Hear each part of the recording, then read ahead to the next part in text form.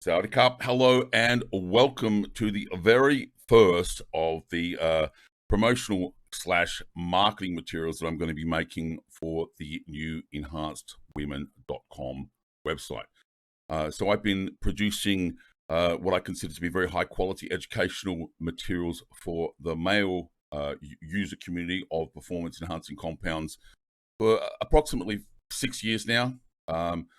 Relatively recently, in the last couple of weeks, I have become convinced to do some content specifically focused on the needs of the female user community. I think it's fair to say that most people today would agree with me if I was to be a little critical and say, look, that part of our tribe is not terribly well serviced with quality of information. My personal point of view is that the quality of information out there for men is poor, and by comparison, the quality of educational content for women is appalling.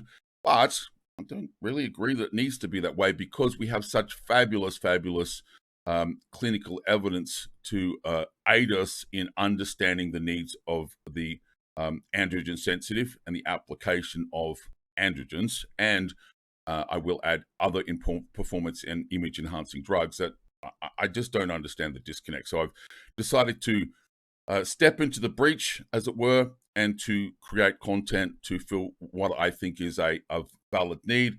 I'm going to start with this piece of content. I think it's pertinent and relevant because we're going to be discussing Anavar. Now, this is intended to be a relatively short video, pretty quick and to the point, okay?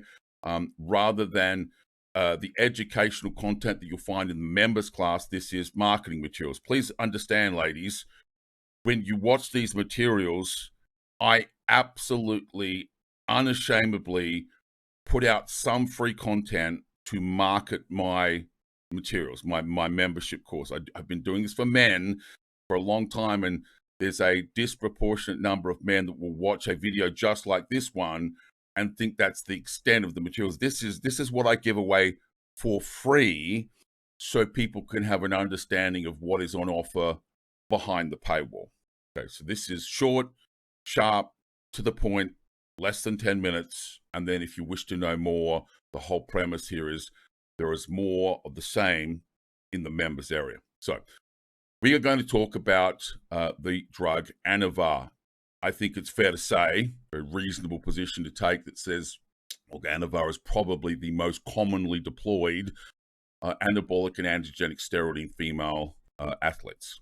Okay, it has a reputation of being very female friendly. I think that's fair, but it is also, in my opinion, underestimated in its potential as an androgen. It absolutely, unequivocally has the capacity to masculinize or virilize females, or the androgen sensitive, we would refer to them, if it is, quote unquote, misused, misunderstood, or abused. I'm going to show you a couple of quick slides here, 2 slides we're going to focus on today, that looks at what's called the pharmacokinetics profile of Anavar following administration. Now, you're going to have to bear with when we go through this type of clinical literature, because we are not in the position, neither men nor women, to have every single piece of data that we want made available to us in the format we want. We are fundamentally looking at fragments of information very often and trying to craft a more detailed picture from this. So what I'm about to show you is from a study done in 2020. And I agree, the limitation of the study, ideally I would like this to be in females, but this was done in males. But that doesn't change, I repeat, it doesn't change the point I'm making here. And the point I'm making here is the degree of intra-individual genetic response to the exact same amount of drugs given to individuals, how an individual metabolizes a drug and their bioavailable access to that tool based on that metabolism and distribution of the drug throughout the human body varies from individual to individual.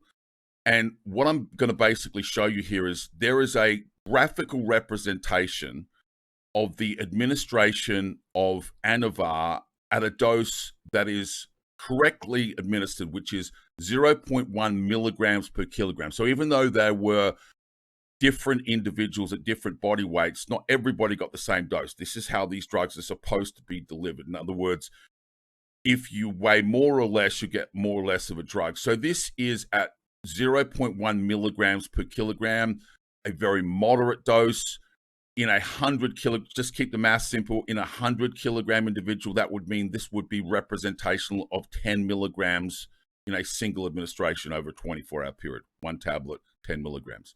Now, the main point of this is to take note of the black line, the graphical representation of the black line. You can see these closed squares are points during this 24-hour period in time, which the serum concentrations of this drug were measured in the study, okay? But the point that you need to focus on here is these little whiskers here, okay? The black line represents the average response, and the whiskers show the degree of intra-individual genetic variation between people in the study. What that means is the average person had this response represented by the closed black squares, but at least one of the individuals was all the way up here. You can see the magnitude of difference was more than 2 times. Okay. Now, if we look at this in, might be a simpler way to look at it. We had 6 patients all given the same amount of Anavar. Okay. One dose, 0.1 milligrams per kilogram. As I said, if you weighed 100 kilograms, that means you were given 10 milligrams. And one of those patients had an area under the curve of 206 nanograms per hour per milliliter. Now, the units don't matter. Don't let the units confuse you.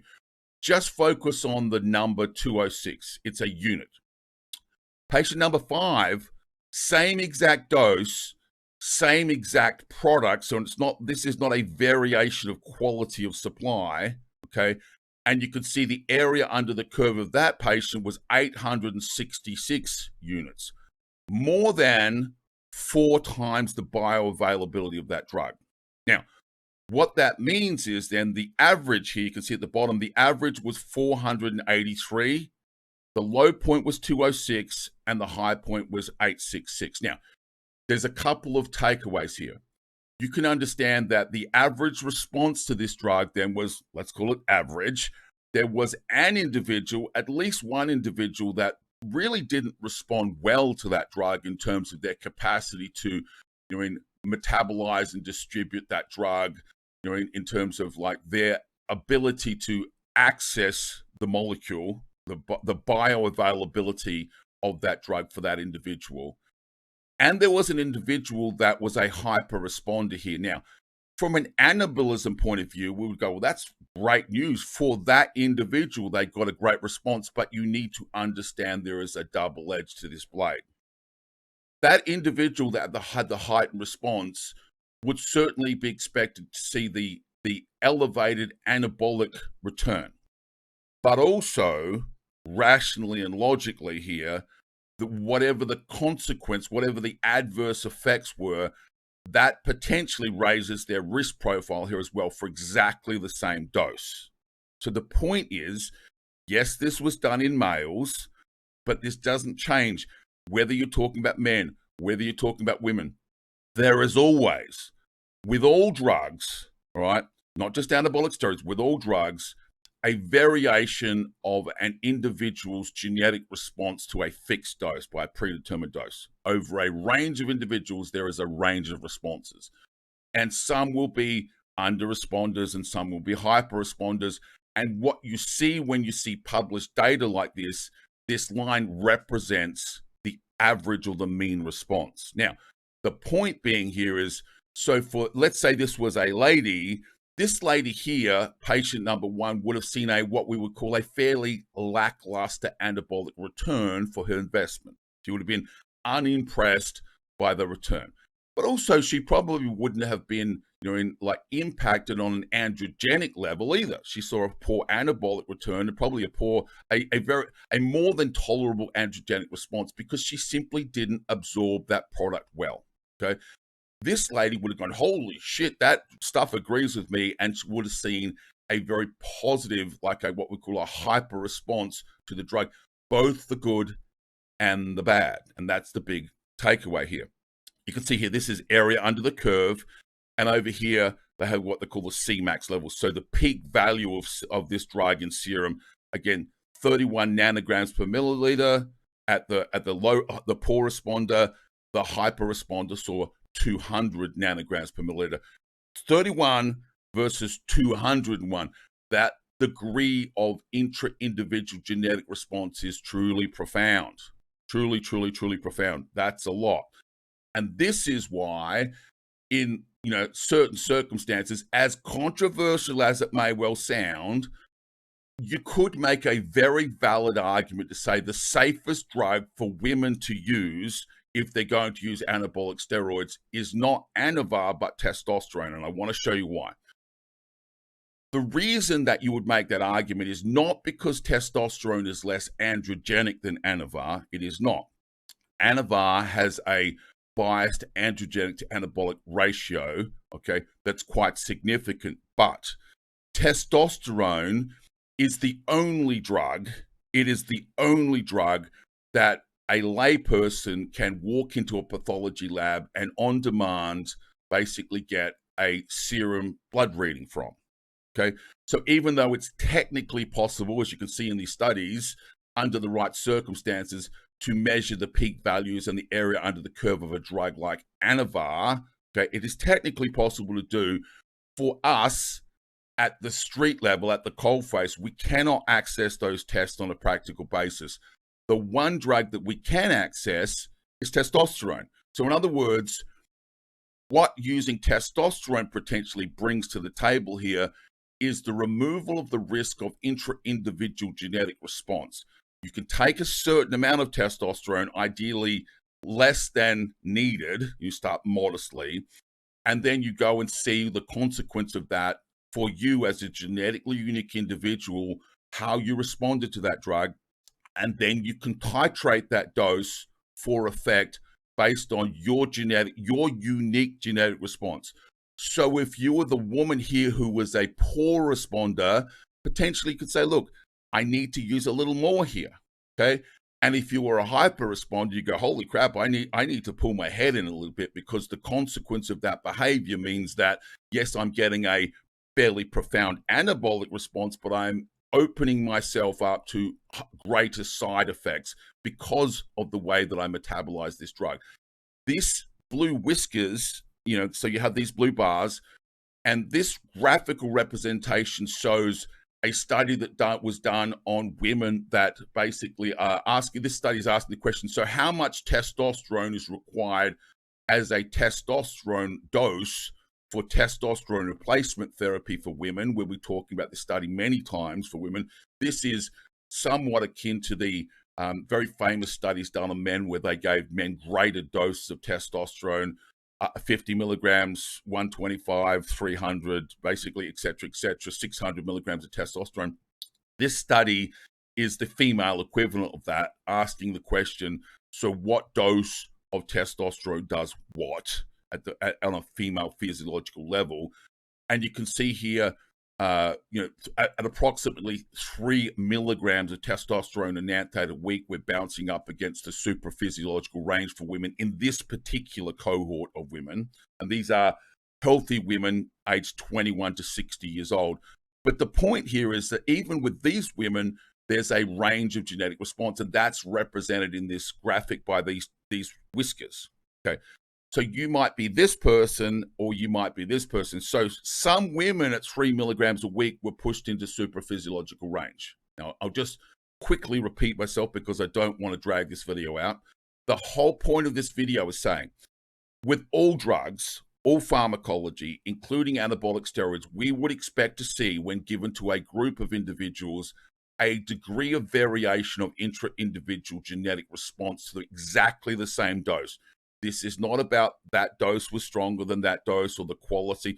This is under controlled circumstances where every individual was given exactly the same amount, 0.1 milligrams per kilogram, from the same supply, as it were, quality product. and yet the degree of intra-individual genetic response, as we have discussed, is truly profound. Obviously, as I said, that can be problematic if you cannot measure that, okay? If you're just quote unquote guessing, okay? Now, as I said, testosterone is the one drug that we can look at, right, and say, okay, from the anabolic steroid family, and say, so how do I stack up as a genetic unique individual? If I take X amount of drug, am I the low responder? Am I the average responder? Am I the hyper responder? And then have an opportunity as a responsible drug user to adjust your dose based on your need. Some circumstances you might need to turn the volume up. Absolutely. This lady would, or this gentleman would potentially turn the volume up. And this gentleman or lady would turn the volume down based on their unique genetic response to that dose. I hope that's very straightforward and that's very obvious. This is the type of educational content that I will be creating for women over the next weeks and months and years. If you enjoy this content, if you would like to learn more about enhancement practices for women with a focus on safer enhancement practices, I encourage you to become a member of enhancedwomen.com. Membership now is $15 a month. Content will be created every month, unashamedly on an ongoing basis. My job is to continue to make interesting and relevant and engaging and educational content of a high enough value that you will become a member and unashamedly stay a member, ideally for a very long period of time. So this is not a book.